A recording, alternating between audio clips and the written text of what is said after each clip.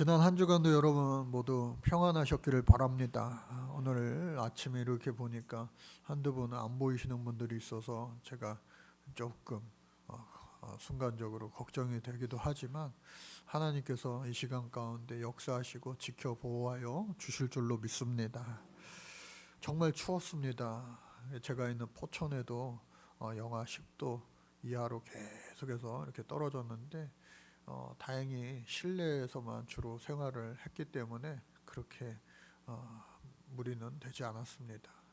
하여간 지난 2주 동안 기도해 주셔서 아까 우리 권사님 기도하신 것처럼 저도 잘 무사히 마치고 돌아왔고, 또 인도 다녀왔던 우리 전사님도 잘 다녀왔어요. 예전에 우리 교회 부목사로 있었던 우리 송기로 목사님도 다음 달에 또 인도를 간다 그래요. 열흘 정도 이렇게 간다 그래요. 인도가 많이 요즘에 기도가 필요하고, 또 그곳에 많은 열방들을 하나님께서 주목하시는구나 하는 생각을 하게도 됩니다. 어찌됐든 우리가 있는 곳에서 최선을 다하여 하나님 앞에 기도하고 부르짖고 간구할 때에 하나님께서는 모든 것을 들어 응답하여 주실 줄로 믿습니다. 그런데 제가 2주 동안 이렇게 공부 합숙 훈련은 아니죠. 합숙하면서 이렇게 겨울학기를 지내면서 많은 외국인 목사님들도 오셨어요. 그리고 한국인이지만 해외 나가서 선교하시는 그런 선교사님들도 계셨습니다. 그 중에 한 명 제가 기억에 남는 분이 있는데, 저 터키에, 옛날에는 터키라고 불렀지만 최근에 터키의 국명을 바꿨죠. 그곳에서 20년 넘게 이렇게 사역을 했던 분이 있는데, 지금으로부터 벌써 오래전에 2000년에 그 선교사님을 파송했던 그 파송교회가 남부 하타이라고 하는 그 지역에 성서상으로는, 우리의 성경으로는 바울이 선교의 전초교지로 삼았던 수리아 안디옥이라고 하는 그러한 곳이 있는데, 그곳에 프랑스 대사관으로도 쓰였던 100년 넘은 교회 건물을 매입을 해서 그 지역에 개신교회가 전무했는데, 나라에 어렵게 공식 허가를 받아서 그 건물에 교회를 만들었어요. 멋있죠? 그러니까 100년 넘은 교회입니다. 그래서 본래는 뭐 교회가 아니었죠. 그러나 이것을 매입하고 리모델링 해가지고, 저 십자가 보이시나요? 십자가를 세워서 이제 그 지역 주민 가운데 98%가 이슬람권인데 어렵게 이렇게 개신교회를 세우게 된 거예요. 참 귀한 일이죠. 그래서 이 교회를 전초기지로 삼아서 이제 예수 믿는 사람들이 한 명씩 늘어나서 제법 많은 성도들이 모여 세례받고 예수를 믿고 신앙생활을 하던 중에, 이제 2023년도, 그러니까 저 교회를 저렇게 하고 나서 꽤 시간이 지났죠. 2000년도 봉헌이었으니까 2023년도에 이 교인들 가운데 한국 전쟁, 6.25 전쟁에 참전했던 분들이 4명이나 있다는 것을 확인하고, 2023년도에 한국 전쟁 정전 70주년을 기념해서 그 살아계신 그 참전 용사들 그 4가정을 전부 다 위로해 주면 좋겠다, 그리고 감사한 마음을 전했으면 좋겠다 해서 서울에 있는 이 선교사를 파송한 담임 목사님과 장로님들이 이곳을 향해 갔습니다. 그래서 튀르키예 이스탄불 공항에 도착해서 이제 다시 한번 비행기를 타고 이 하타이 지역으로 이동하려고 하는 순간 비행기가 결항됐다는 거예요. 가끔 가다 보면 이렇게 결항될 때가 있잖아요. 왜 그렇지 했는데, 나중에 알고 보니까 어떻게 해요? 금방 들려온 소식은 뭐냐? 지진이 일어났다는 거예요. 그것도 대지진. 아까 그 멀쩡했던 그 문화재로 등록된 멋있는 교회가 한순간에 이렇게 무너져 버렸습니다. 아까 그 교회예요. 행사 준비를 위해서 이 선교사님이 열심히 다 준비를 해놓고 이제 목사님과 장로님들, 서울에서 오시는 그분들을 맞이하기 위하여 이 교회에서 나와서 그것을 이동하려고 하는 그때에 와르르 무너진 거예요. 다행히 정말 구사일생이라 할까요? 다친 건 한 군데도 없이 건물 안에 있지 않아서, 그리고 그 공항으로 향하던 길이어서 살아남았어요. 온 가족이. 교회뿐만 아니라 그 동네 지역, 주변 지역 사진입니다. 폐허가 됐어요. 완전히 6.25 전쟁, 한국 전쟁 그 사진 모습처럼 아비규환의 장소가 돼버린 거예요.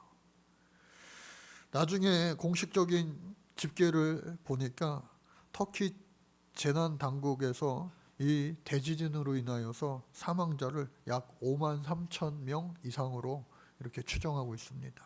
또 사상자까지, 부상 입은 자까지 포함하면은 무려 15만 명에 달하고요. 그리고 시리아 접경지기 되기 때문에 시리아 사람들 피해자까지 다 하면 1,800만 명이 직접적인 피해를 입었다. 뭐 셀 수 없는 숫자죠. 그래서 그 이스탄불 공항에서 몇 시간만 정말 빨리 이렇게 하루만 일찍 왔다면 이 현장에 있을 그 놀란 가슴을 쓸어 안고 목사님이랑 장로님들이 야 이거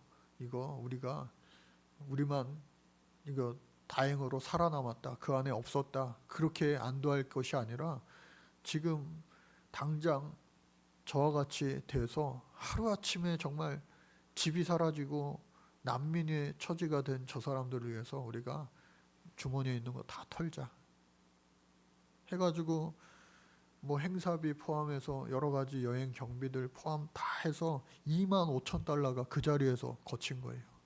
지금 환산 금액으로는 약 3,600만 원입니다.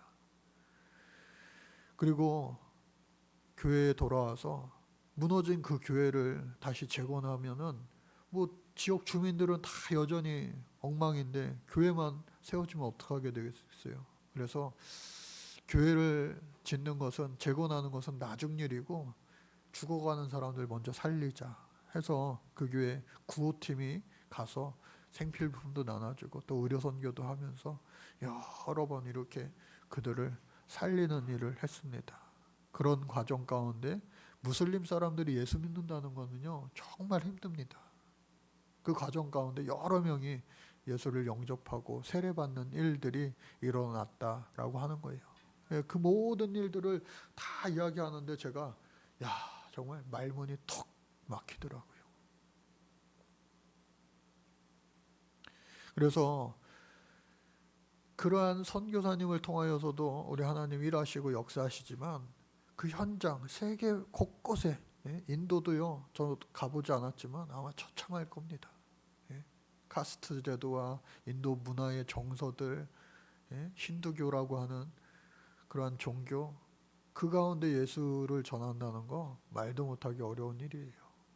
그럼에도 불구하고 우리가 계속해서 기도하고 문을 두드리고 할 때 선교의 문이 어느 순간 활짝 열리는 그러한 놀라운 하나님의 역사가 일어나게 될 줄로 믿습니다.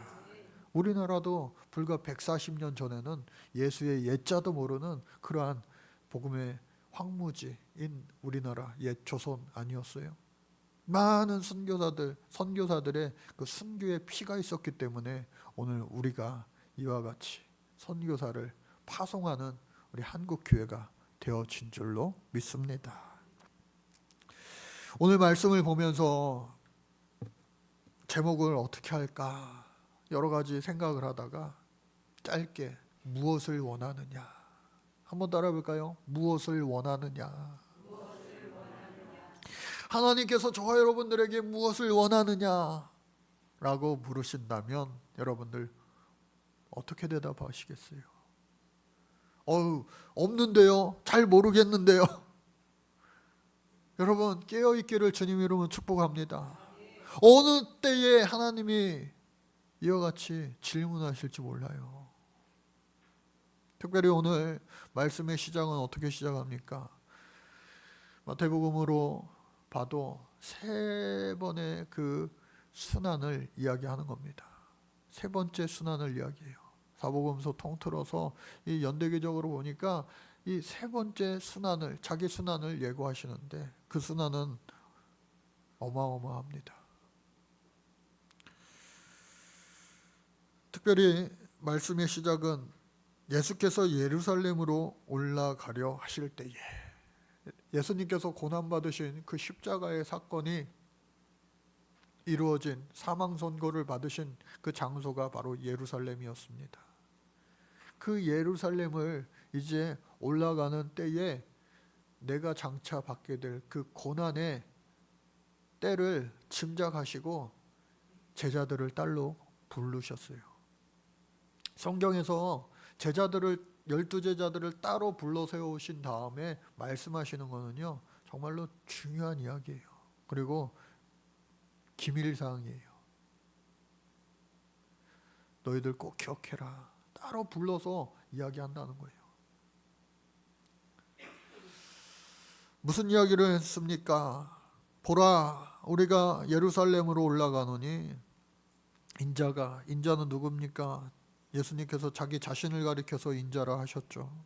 대제사장들과 서기관들에게 넘겨짐에 그들이 죽이기로 결의하고, 당시에 죽이는 권한은요, 이스라엘이 식민지 국가이기 때문에 로마의 총독 외에는 사형 선고를 내릴 수는 없어요. 사형 선고를 제외한 감옥에 가둔다든가 매로 친다든가 온갖 형벌을 내리는 거 가능하지만 단 한 가지, 사형을 집행하고 언도하는 것은 로마의 총독 외에는 아무도 할 수 없습니다. 그렇기 때문에 로마의 총독을 가리켜서 이방인들에게 넘겨주어 그를 조롱하며 채찍질하며 십자가에 못 박게 할 것이라. 그러나 어떻게 해요? 그렇게 고난당하고 십자가에서 죽음으로 끝나는 실패자가 아니라 3일 만에, 한번 따라해볼까요? 3일 만에 살아나리라. 저 여러분들 이미 살아난 줄로 믿습니다. 그래서 오늘 우리가 예배 자리에 있는 거예요. 항상 이렇게 심오하고 중대한 말씀을 하셨는데 세베대의 부인이 그 자리에 온 거예요. 예루살렘으로 멀리 떠나간다 하니 이 갈릴리 마을 게세마네 동산 게네사렛 그 근처에 살던 그곳에서 이제 두 아들을 또 멀리 보내니 한동안 볼 수 없을 거 아니에요. 안 그래도 가까이 있어도 바쁘면 못 보는데, 그 어미의 마음은요, 예나 지금이나 동서고금을 막론하고 똑같은 것 같아요. 그렇게 의미심장한 말씀을 전해주신 그 직후에 그 이야기를 이 엄마가 듣지 못했겠죠. 12제자만 따로 불러 세워 이야기했으니까. 이 어머니의 이 심정, 마음, 두 아들을요 양손에 붙잡고 야 예수님께 절해 하면서 같이 절합니다. 엎드려 절하는 거예요. 이 장면은요 여러 군데서 나옵니다. 혈루증을 앓던 그 딸을 위한 엄마의 마음, 또 아빠들도 마찬가지죠.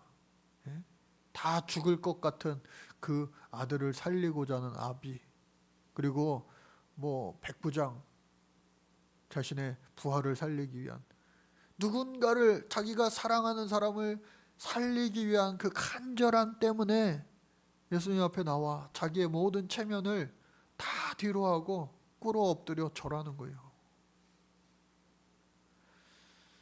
예수님이 그 마음을 왜 모르시겠어요? 네가 무엇을 원하느냐? 무엇을 원하느냐라고 했을 때에 이 야고보와 요한의 어머니, 이 어머니가 뭐라고 말하느냐? 뭐라고 말했어요? 나의 이 두 아들이 야고보와 요한이 주의 나라에서는 하나는 주의 우편에 하나는 주의 좌편에 앉게 명하소서. 뭐예요? 치맛바람이 원조입니다. 자기 아들 청탁하는 거예요. 지금 주님의 나라가 당신의 왕이 되었을 때에, 집권자가 되었을 때에, 지금은 로마의 총독이 이 이스라엘의 왕이고 분봉왕은 꼭두각시에 불과하지만 진짜 유대인의 왕이 당신이 되었을 때에 내 아들 이 오른편에 국무총리가 되게 하시고 또 외편에 이 아들은 장관이 되게 해주세요. 그러니까 예수님이 말씀하십니다. 아마 화도 나셨을 거예요. 속상하셨을 거예요. 지금 내가 죽겠다는데, 예? 나 죽겠다는데 지금, 예? 청탁이나 하고 있으니, 그럼에도 불구하고 그 눈높이에 맞게 설명해 주시는 거예요. 너 지금 너가 구하는 말이 그 말이 무슨 말인지 아냐? 나의 나라는 이 세상이 아니야. 저 하늘나라야. 그 하늘나라에 가기 위해서는 어떻게 해요? 십자가를 통과해야 돼. 십자가. 그래서 그 십자가를 통과한다는 것, 내가 나의 잔을 마신다는 것인데 그거는 고난의 잔인 거야. 그 큰 고난의 잔을 네 아들, 두 아들에게 같이 마시라. 정말 그걸 원하는 거야? 나는 십자가에 달릴 텐데 양쪽에 달렸던 두 강도들처럼 네 아들들도 양쪽 십자가에 달리기를 원하는 거야? 그러나 제자들도 알아듣지 못하는 예수님의 말씀을 이 세베대의 부인이 알아들을 일이 만무했죠. 못 알아듣죠. 그랬는데 이 모든 것을 지켜보던 나머지 열 제자들이 시기하고 분내합니다. 왜? 예수님께서 이와 같이 설명하시면서도 그래, 지금 로마의 황제, 로마의 집권자가 총독을 파견하여 이 이스라엘의 대제사장들과 장로들, 그들을 다 권세로 부리는 것처럼 아버지의 권세도 꼭 그와 같을 거야. 하나님 아버지께서 임명을 해주시면 너의 두 아들도 그와 같이 집권자의 그런 권세를 통하여서 지도하는 지도자가 될 거야. 오케이. 그러나 니들이 생각하는 그 세상의 권세는 결코 아니라는 사실을 모르는 거예요. 이 어머니도 모르고 나머지 12 제자 모두가 몰라요. 그러니까 어떻게 해요? 시기하고 분내하는 겁니다. 만약에 예수님 십자가 달리실 때 양쪽 십자가 달릴 사람 하면요, 아마 다 뒤돌아서서 저는 아닌데요, 도망갔을 거예요. 실제로 다 도망갔잖아요. 여인들만 좀 멀찍이서 쳐다봤을 뿐이죠. 그때 우리 예수님께서 이와 같이 말씀하신 후에 이제 그 제자들에게 풀어주시는 거예요. 그런데 오늘 말씀을 이렇게 묵상하면서 무엇을 원하느냐, 이 질문을 우리 주님께서 저에게도 해주신다면 저는 과연 뭐라 대답할 것 같아요, 여러분들? 인간이기에, 저도 사람이기에 똑같은 대답을 하지 않을까. 가끔 가다가 여러분들 이렇게 감사원금 봉투에 기도의 제목을 쓰시잖아요. 예나 지금이나 다 비슷해요. 가족들 위한 거, 특히나 부모된 자들은 자녀들 위한 기도 제목들 빠질 수 없죠. 그것이 여러분 잘못된 것이 결코 아닙니다. 그러나 딱 한 끗 차이인 것 같아요. 한 끗 차이. 우리 아들 딸들 잘 먹고 잘 살게 해주세요. 부자 되게 해주세요. 건강하게 해주세요. 지혜 명철 주세요. 뛰어나게 해주세요. 훌륭한 사람 되게 해주세요. 그런 거 잘못된 게 아니죠. 그러나 그 모든 것들이 어떻게 해요? 하나님의 영광을 위하여 쓰임받게 해주세요. 할렐루야. 그렇게 된다면 하나님께서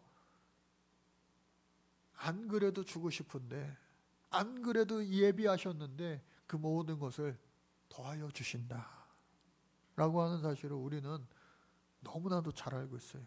먼저 그의 나라와 그의 의를 구하라. 그리하면 모든 것을 더하여 주리라.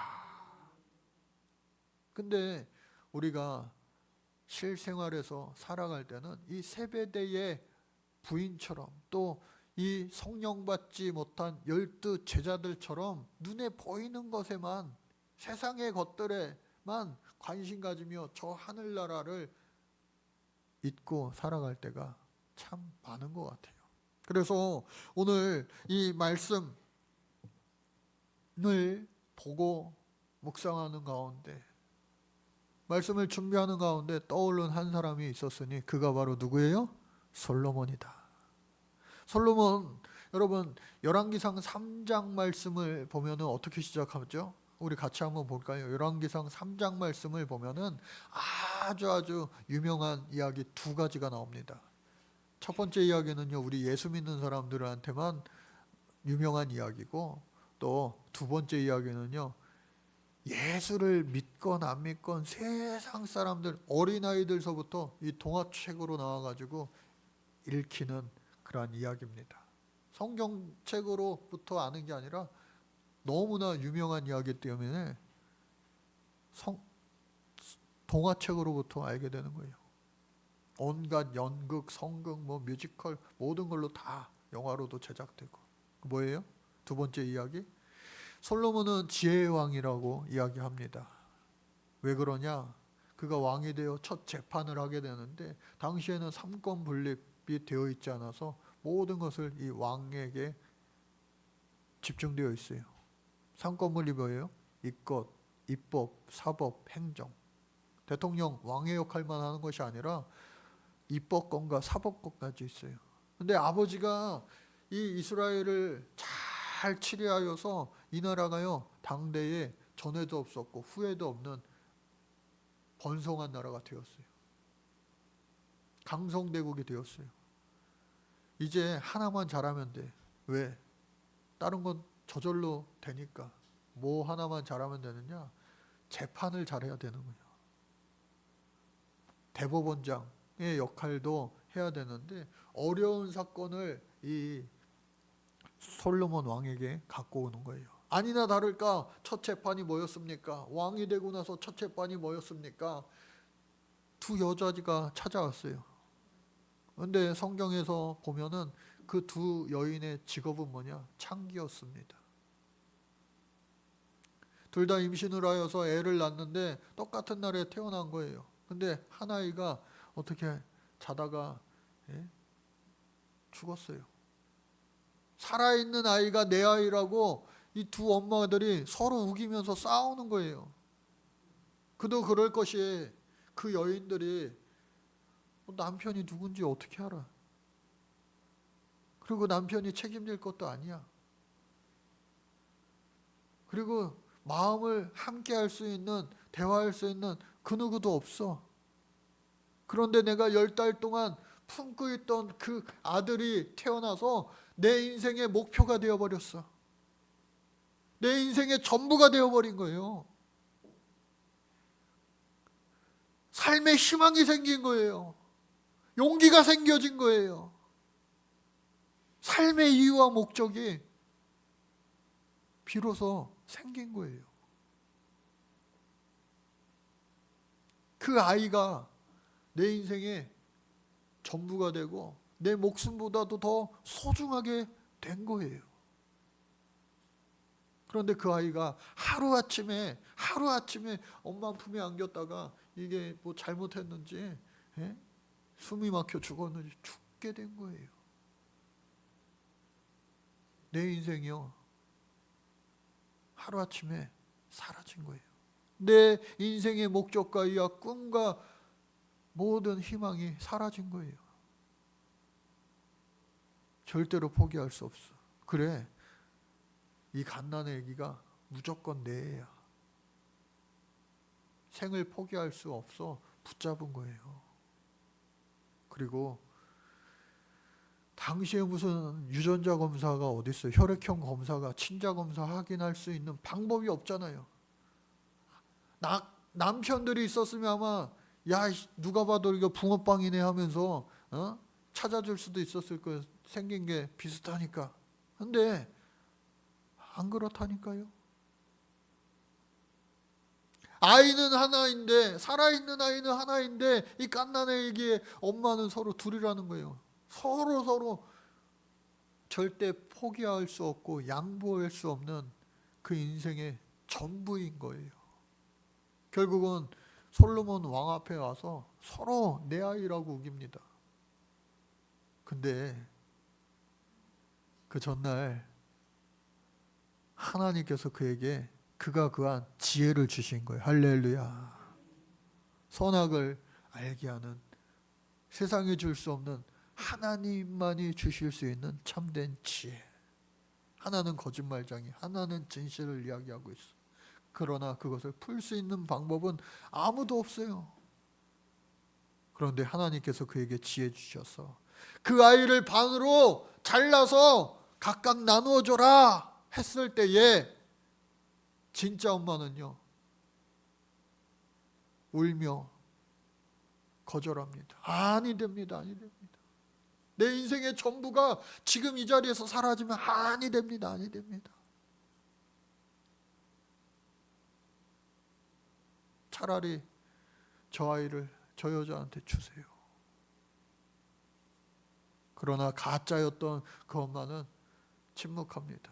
그리고 그래요. 그러면 차라리 반 잘라서 주세요. 세기의 전무후무한 이 명판결을 하나님이 지혜 주셔서 솔로몬이 한 거예요. 그 결과 모든 신하들이요, 그의 지혜에 두려워하며 떨었다. 또 그 지혜가 온 열방 가운데 퍼져서 야, 한번 만나게 해주세요. 마치 워런 버핏을 한번 점심 식사하려면 수십억 수백억을 막 내면서 줄 서는 것처럼 이웃나라 임금들이, 공주들이, 왕비들이, 왕자들이 다 수업료 내고 배우려고 줄 섰다는 거예요. 그 지혜를 얻을 수 있었던 그 이유가 그 앞 이야기의 3장 초반에 담겨 있는 이야기인데 우리가 모르는 이야기 아닙니다. 다 잘 알고 있는 이야기예요. 1절 말씀해 보니까요.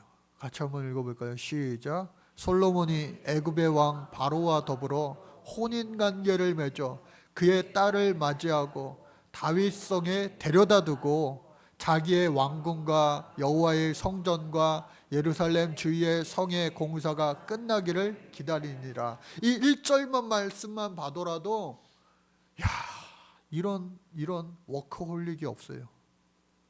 일 중독자예요. 여러분, 솔로몬이 자기 지금 결혼한 거예요. 결혼한 거.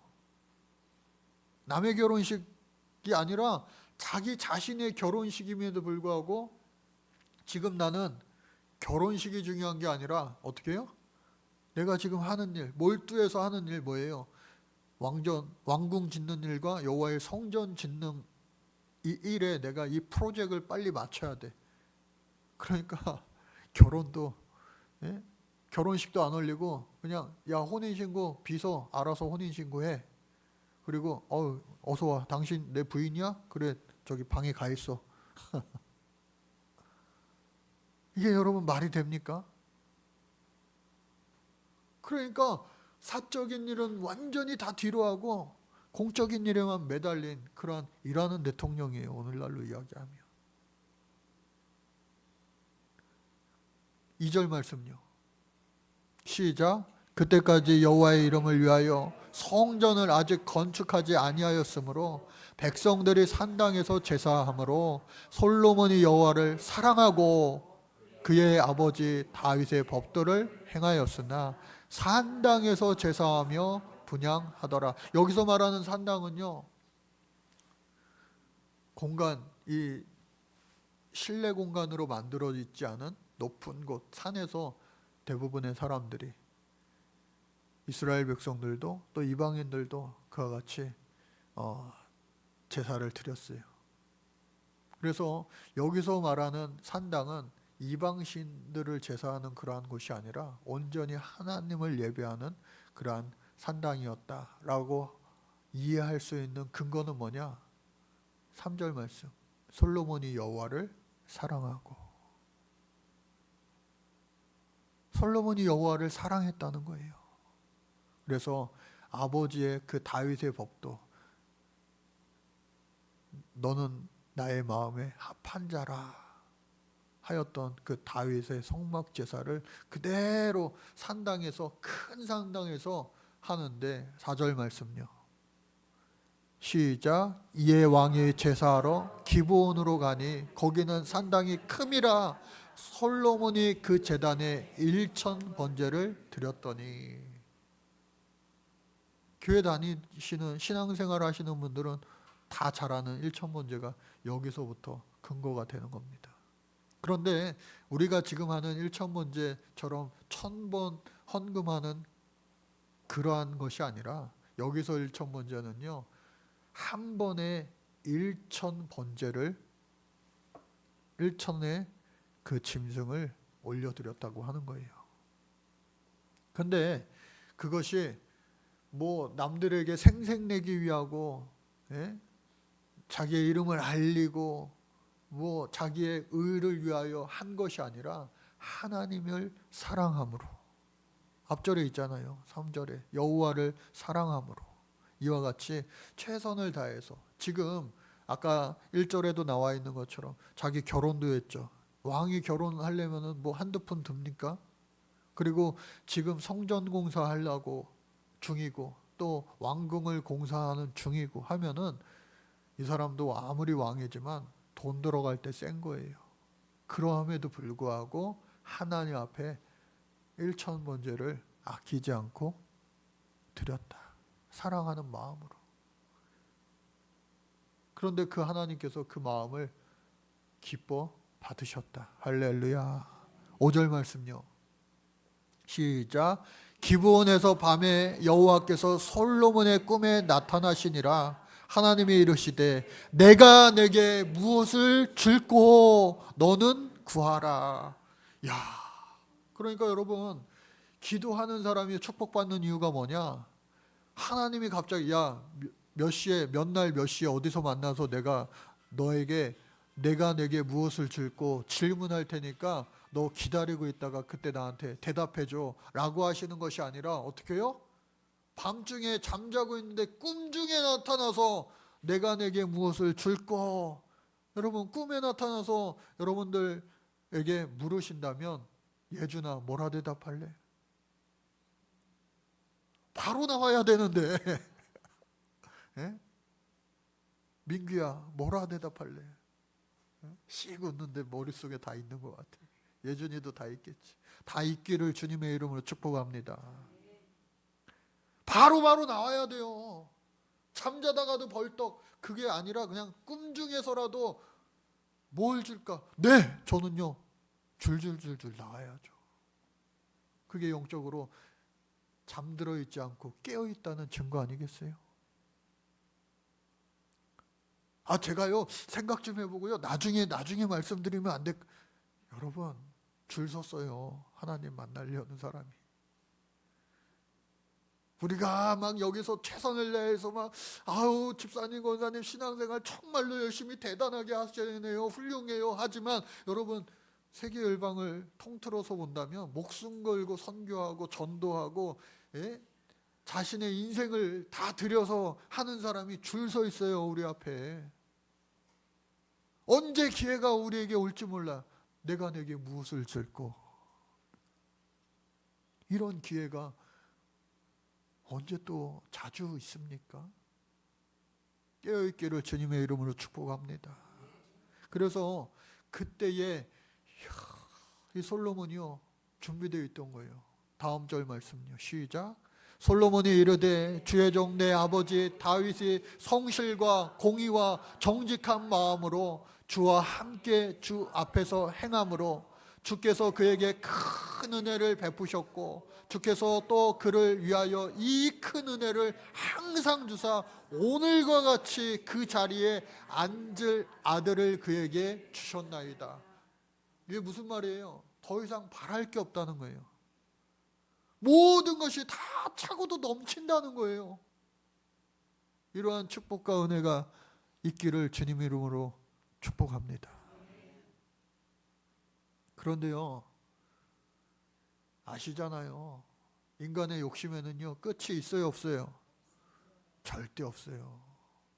야, 저런 사람이 뭐가 아쉬워서 뇌물을 받고 왜 저래 하는 사람들 TV 뉴스에 나오잖아요. 여러분, 9개 가지면요, 나누어주면서 살 것 같죠? 10개를 채우고 싶은 게 사람 욕심이에요. 99개를 가지면요 100개를 채우고 싶은 게 사람 욕심이에요. 인간의 욕심은 끝이 없다. 그런데 이 솔로몬은요 더 잘 먹고 더 잘 살게 해주세요. 그리고 이렇게 좋은 세상 100년 아니라 200년 300년 죽지 않게 해주세요. 그리고 이게 나의 때뿐만 아니라 우리의 자식들 손주들에게 다 이어지게 해주세요. 그것을 구하였을까요? 7절 말씀 시작.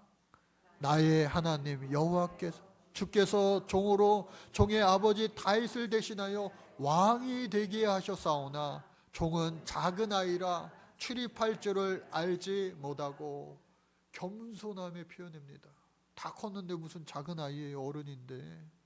그리고 여기서 출입한다는 것은 왕으로서 백성들 앞에 선다는 거예요. 오늘날로 이야기하면은 청와대 브리핑 한다는 거예요. 대국민 담화한다는 거예요. 그때에 어떻게 해요? 8절 주께서 택하신 백성 가운데 있나이다.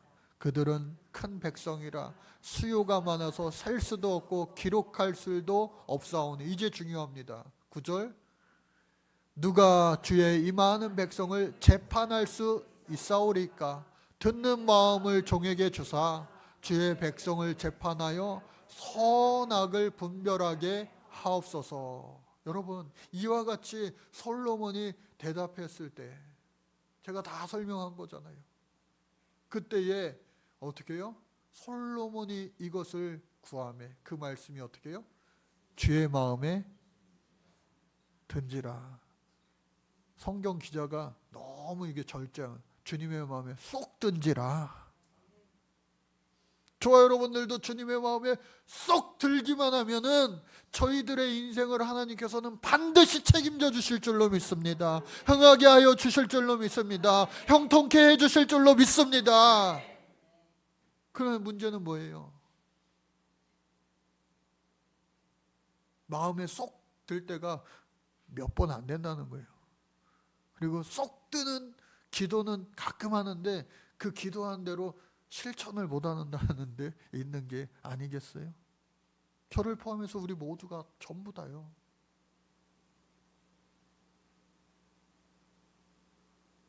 나 무엇과도 주님을 바꾸지 않으리. 다른 어떤 은혜 구하지 않으리. 오직 주님만이 내 삶의 주인이시니 주의 얼굴 보기 원합니다. 주님 사랑해요. 주님 사랑해요. 찬양은 우리가 항상 그렇게 올려드리지만 주님 말고서도 우리가 구할 게 어찌나 얼마나 많은지요. 그러나 우리 주님은 우리가 구하기 이전에 우리의 쓸 것과 우리의 필요를 이미 다 먼저 미리 알고 계신 우리 하나님 아니시겠어요?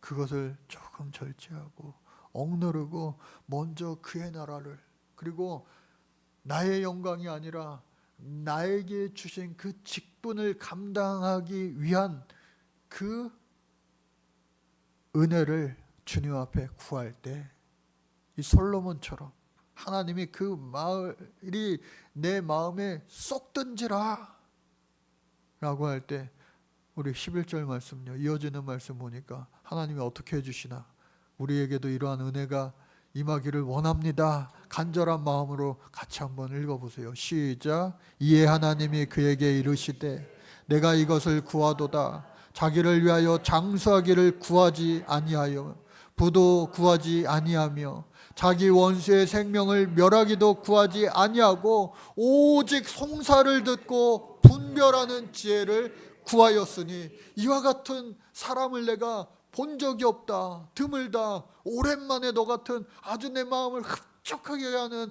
그러한 구함을 네가 구하는도다 하고서 하나님 어떻게 해주세요? 12절 말씀요, 내가 내 말대로 하여 내게 지혜롭고 총명한 말씀을 주노니 내 앞에도 너와 같은 자가 없거니와 내 뒤에도 너와 같은 자가 일어남이 없으리라. 그리고 끝나는 입 싹 닫고 돌아서시는 우리 하나님이 아니시라. 어떻게 해요? 13절 말씀요, 시작. 내가 또 내게 구하지 아니한 부귀와 영광도 내게 주노니 내 평생의 왕들 중에 너와 같은 자가 없을 것이라. 할렐루야. 그래서 실제로 역사학자들은요, 성서학자들은 이야기하기를 아버지 다윗의 모든 부귀영화 그것 이상으로 솔로몬 때에 더 많은 부귀영화가 차고 넘쳤다라고 평가가 되어지는 겁니다.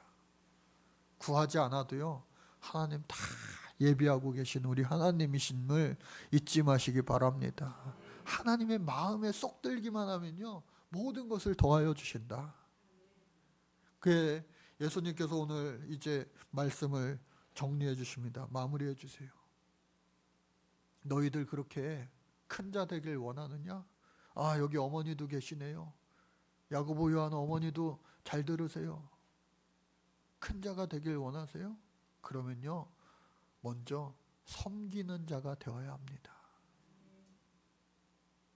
우리나라 최초 선교사 아펜젤러가 이 땅에 와서 우리나라 처음 세운 학교가 있는데 배제고등학교, 배제중학교, 배제학당 아니에요? 제가 그곳에 몇 년 동안 가서 종교 수업을 할 때도 그 학교의 교훈이 딱 써 있어요. 크고자 하면 크고자 하는 자는 섬기는 자가 되라. 으뜸이 되고자 하는 자는 종이 되어라. 이 말씀이에요. 예수님 하신 말씀. 오늘 저와 여러분들도 세상에서 잘 되기를 원하잖아요. 아니요, 나는 이 정도 됐으니 그냥 족합니다. 끝이 아니라 나는 지금 상황에 만족할지라도 우리의 아들은, 우리의 딸은 더 크기를 원합니다. 야고보 요한 이 엄마와 똑같은 마음 아니에요? 똑같은 마음. 나보다 우리의 자녀가 더 흥하기를 바라는 마음, 부모의 마음. 우리의 손주들이 그렇게 되기를 바라는 마음, 내리사랑이니까. 그런데 예수님께서는 말씀하십니다. 크고자 하는 자는 섬기는 자가 되고 으뜸이 되고자 하는 자는 종이 되어야 한다. 이것이 바로 하나님 나라의 법칙인 거예요. 세상과는 정반대의 법칙. 그러니 오늘 저와 여러분들 어떻게 해야 되시겠습니까? 오늘 밤 주무실 때 우리 주님이 나타나셔서 내가 무엇을 원하느냐 물으신다면 여러분, 하나님 기뻐하실 만한, 하나님 감동받으실 만한 준비된 대답이 나올 수 있기를. 몸은 잠자고 있지만, 정신은 잠자고 있지만 우리의 영혼은 깨어 하나님 앞에 기도할 수 있는 깨어있는 영혼, 에게이로의 영혼 되어질 수 있기를 주님의 이름으로 간절히 축복합니다.